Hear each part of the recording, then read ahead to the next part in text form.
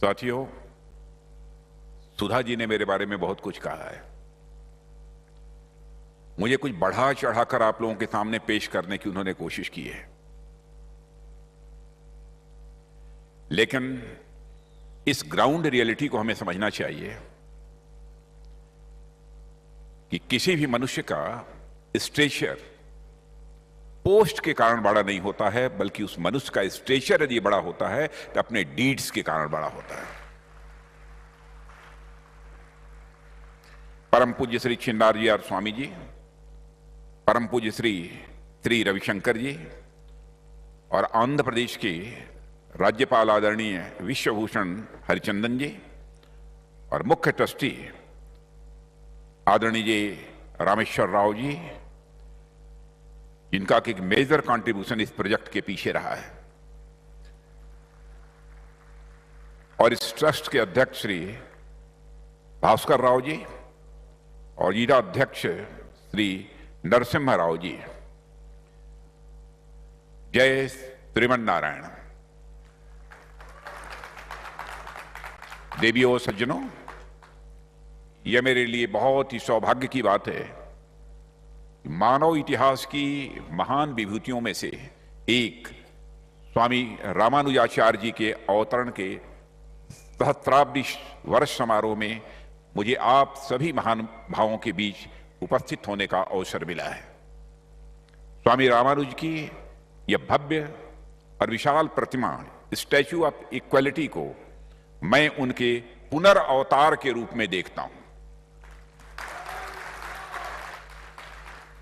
इस प्रतिमा के माध्यम से भविष्य में युगों युगों तक उनकी शिक्षाओं, उनके आदर्शों और उनके मूल्यों का प्रचार प्रसार होता रहेगा, ऐसा मेरा विश्वास है। इसके लिए मैं इस विशाल आयोजन के संकल्पकर्ता परम पूज्य चिन्नाजियर स्वामी जी और इससे जुड़े समस्त लोगों को अपनी तरफ से साधुवाद देता हूं और शीश झुकाकर मैं उन्हें प्रणाम भी करता हूं। देवियों सज्जनों, आज मैं आप लोगों के समक्ष अद्वैत, द्वैत और विशिष्टाद्वैत की बात करूं, तत्व, हित और पुरुषार्थ की बात करूं, या चित्त, अचित और ईश्वर की बात करूं, तो मेरी दृष्टि से यह सूरज को दीपक दिखाना होगा। आप स्वयं इन विषयों के विद्वान हैं, पर स्वामी रामानुजाचार्य जी को अब तक मैंने जितना जाना है, समझा है, उस पर कुछ बातें जरूर मैं आप सबके सामने रखना चाहूंगा। देवियों सज्जनों, हमारे देश की संस्कृति शुरू से ही विविधताओं से भरी रही है, डाइवर्सिटी से भरी रही है। हमारे प्राचीन ग्रंथों में उल्लिखित सुर, असुर, नाग, यक्ष और किन्नर जातियों से लेकर वर्तमान की अनेक जातियों, धर्म, दर्शन और संप्रदाय दुनिया भर में भारत की विशिष्टता का यह कारण रहे हैं। और इतनी विविधताओं के बीच कभी सहमति तो कभी असहमति होना यह स्वाभाविक हो जाता है। इस तरह की असहमतियों को दूर करने, या थोड़ी साहित्यिक भाषा में जिसे हम कहें तो विरुद्धों के बीच सामंजस्य स्थापित करने के लिए समय समय पर हमारे समाज में महान विभूतियां अवतरित होती रही हैं। इन्होंने अपने ज्ञान और दर्शन से न केवल समाज को तात्कालिक रूप से जोड़ने का प्रयास किया है, बल्कि सामाजिक समरसता के भविष्य का भी मार्ग प्रशस्त किया है। स्वामी रामानुजाचार्य जी भी, मैं समझता हूं कि इसी तरह की विविधताओं में संतुलन स्थापित करने वाले एक महान सेतु पुरुष थे।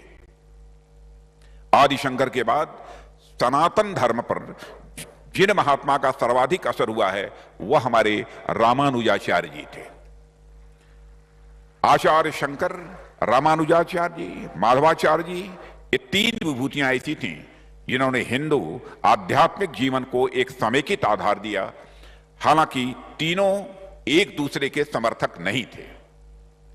हिंदू धर्म से जातीय गैर बराबरी दूर कर समानता का संदेश देने वाले रामानुजाचार्य जी पहले संत थे।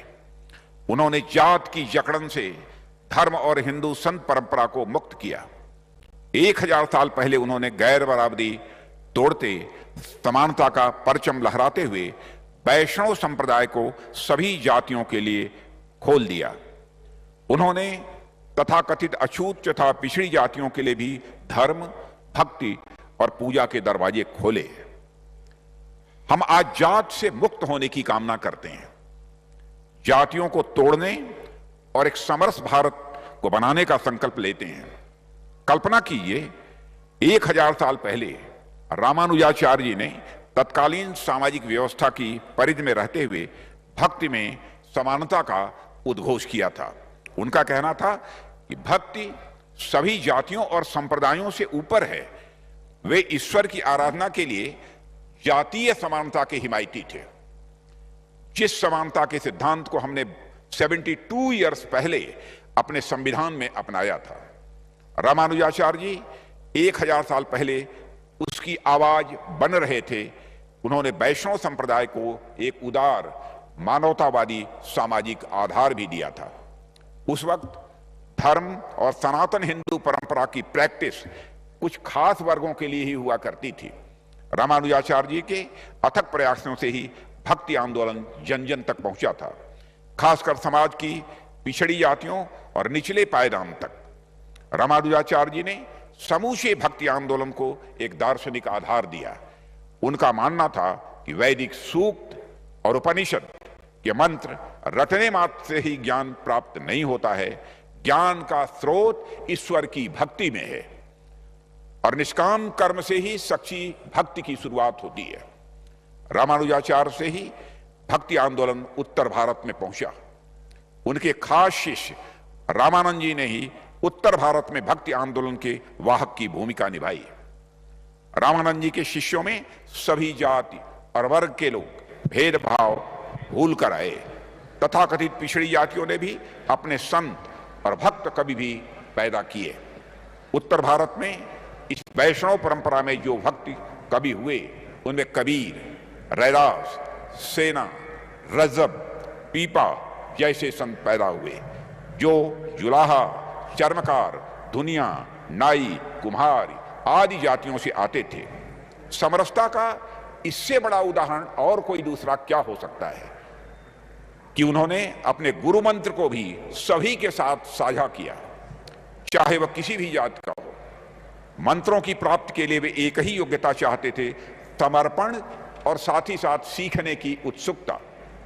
एक कथा है, आप सब इस संप्रदाय के विद्वान लोग, कुछ लोग कथा जानते होंगे, पर मैं उसे सुनाऊंगा, जो रामानुजाचार्य जी की महानता और सोच की गवाही देता है। रामानुज के गुरु यादव प्रकाश जी ने रामानुज जी को कान में गुरु मंत्र दिया। गुरु मंत्र गोपनीय तरीके से दिया जाता है। गुरु जी ने यह भी कहा कि यह मनुष्य की मुक्ति का मंत्र है, इसे अपने पास गुप्त रूप से रखना। रामानुजाचार्य मंदिर की छत पर चढ़ गए और देखा ढेर सारे भक्त आए हुए हैं। वह शोर मचा, चिल्ला चिल्लाकर सबके सामने मंत्र का उच्चारण करने लगे। गुरु ने इस कार्रवाई से नाराज हो उन्हें नरक में जाने का श्राप दे दिया। इस पर रामानुजाचार्य ने, गुरुदेव, अगर मेरे नरक जाने से हजारों नर नारियों को मुक्ति मिलती है तो मुझे नरक में जाना स्वीकार है, यह बात उन्होंने कही थी।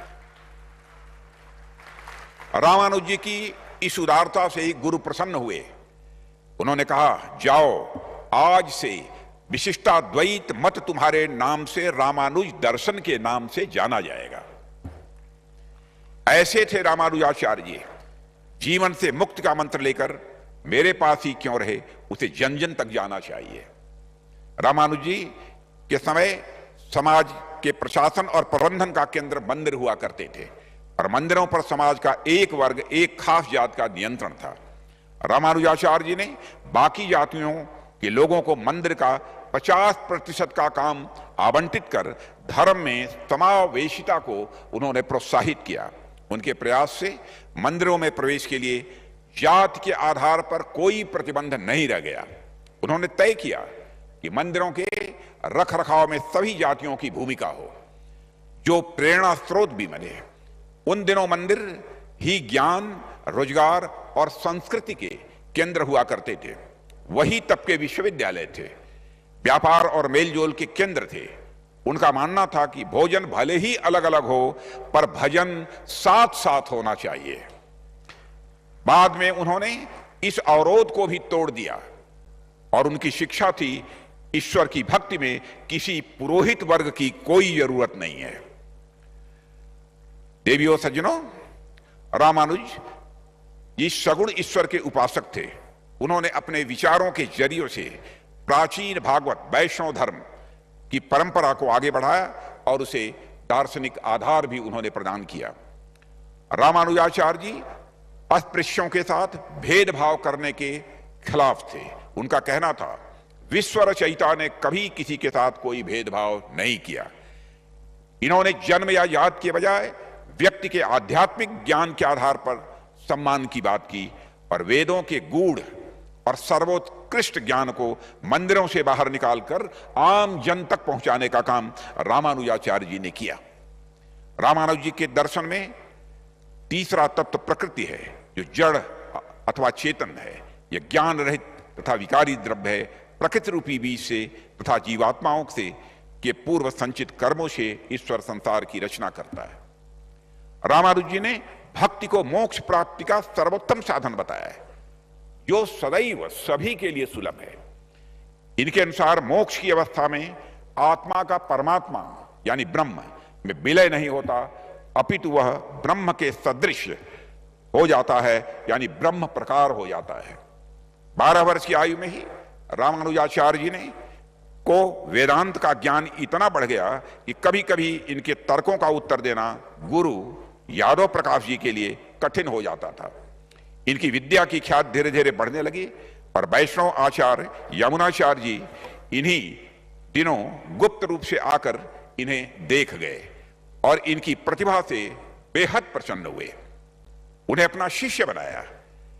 यमुनाचार्य जी की 3 इच्छाएं जीवन में अपूर्ण रह गई थीं, जिन्हें वे अपनी मृत्यु के पहले रामानुज जी को बताना चाहते थे, किंतु रामानुज के पहुंचने के पूर्व ही वे दिवंगत हो गए थे।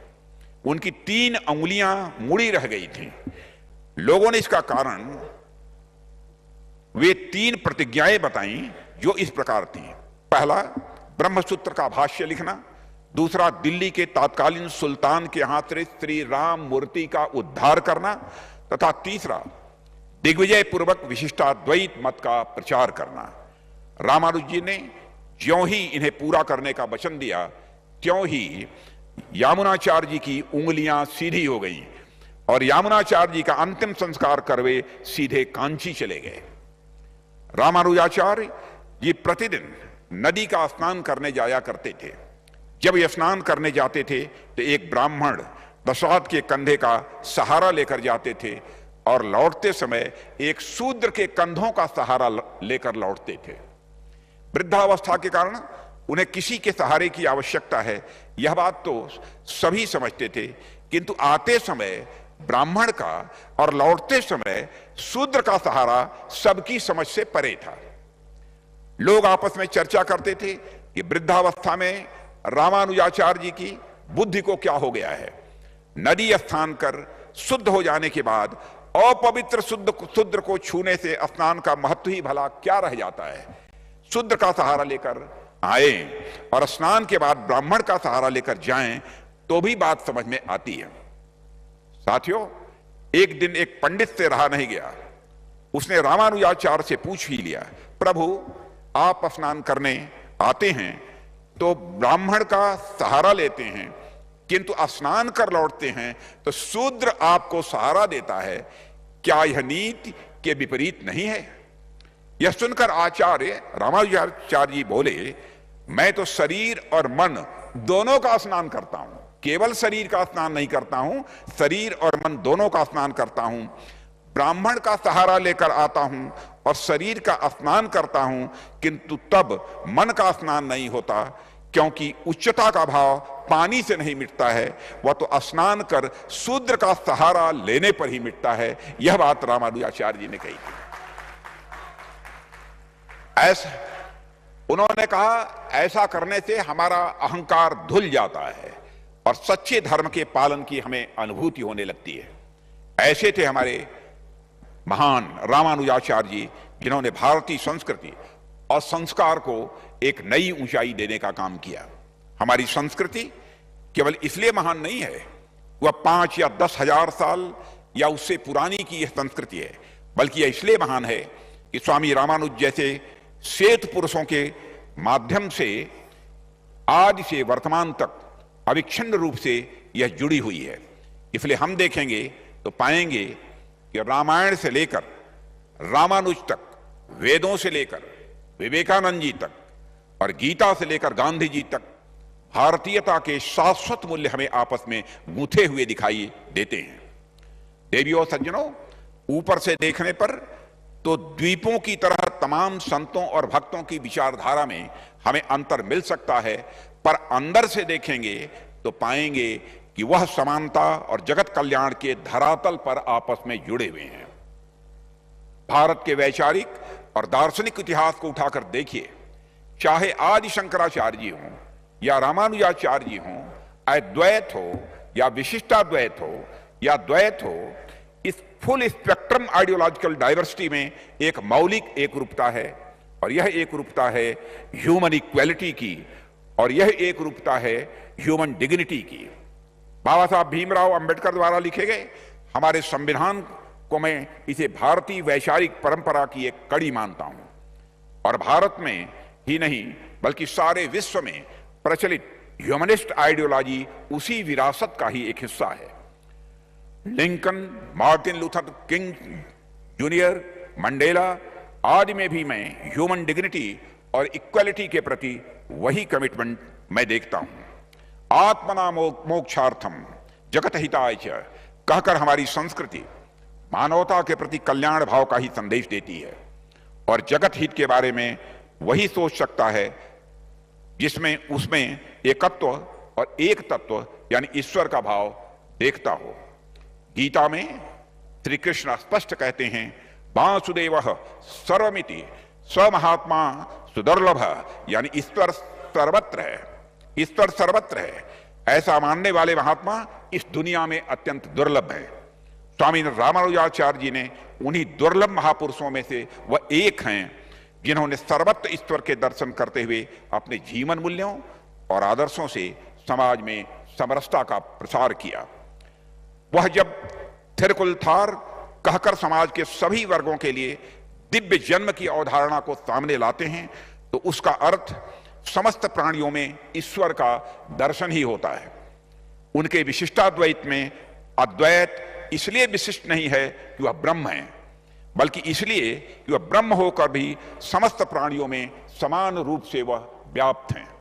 और जैसा कि मैंने अभी कहा कि हमारी ज्ञान परंपरा आदि से वर्तमान तक अपने विभिन्न रूपों में होने के बावजूद आंतरिक रूप से अविच्छिन्न है, स्वामी रामानुज जी भी इसका एक महत्वपूर्ण उदाहरण है।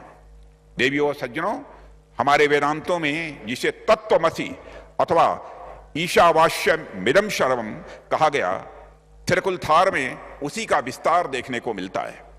यही आगे चलकर कबीरदास के यहां एक नूर ते सब जग उपजा होता है। तुलसीदास के यहां सिया राम में सब जग जानी होता है, और यही नरसिंह मेहता के वैष्णव जन और स्वामी विवेकानंद के यहां दरिद्र नारायण से होता हुआ श्री चिन्ना जियर स्वामी के यहां पहुंचता है, जब आप कहते हैं सर्व all the living beings, serve all the living beings as service to God। इसलिए रामानुजाचार्य आज भी प्रासंगिक है। आज भी समाज में जो क्षमता है उनमें उनकी शिक्षाएं बहुत ही उपयोगी हैं। आज की सत्ता और समाज के सामने जो चुनौतियां हैं उनका समाधान हमें रामानुजाचार्य की शिक्षाओं में ही दिखाई देता है। दुनिया की दूसरी सबसे बड़ी बैठी हुई यह मूर्ति हमें रामानुज जी की शिक्षाओं और उपदेशों की ओर चलने के लिए प्रेरणा देगी, ऐसा मेरा विश्वास है। एक महान संदेश के भांति भांति रूपों में हमेशा हमेशा के लिए विद्यमान होना इसकी शाश्वतता को दिखाता है, जो ब्रह्म की ही बात हर कालखंड, हर समाज और हर परिस्थिति में समान रूप से प्रासंगिक होता है। देवियों सज्जनों, आज जब आप सभी के द्वारा स्वामी रामानुज जी के शाश्वत संदेशों को विश्व भर में प्रसारित करने के महान उद्देश्य से महान समारोह मनाया जा रहा है, मैं अपनी ओर से आप सभी को अपनी हार्दिक शुभकामनाएं देता हूं और स्वामी जी के चरणों में शीश झुकाकर नमन करते हुए यहीं पर मैं अपना निवेदन समाप्त करता हूं। रामानुजस्य शरणौ शरणं प्रपद्ये। आप सभी को बहुत बहुत धन्यवाद।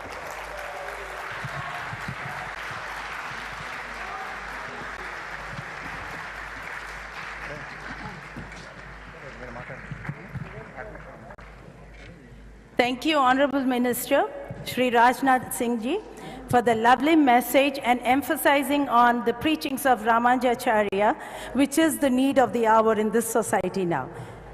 Now, with His Holiness Sri Chinnajaya Swamiji's blessings, would like to request Sriman Jupalli Rameshwar Rao Garu, Sriman Bhaskar Rao Garu, and Sriman Lakshmi Narasimha Rao Garu to honor Honorable Minister Rajnath Singh Ji, Honorable Governor Bishwabhushan Harichandan Ji, and Pujya Sri Sri Acharya Ravi Shankar Ji.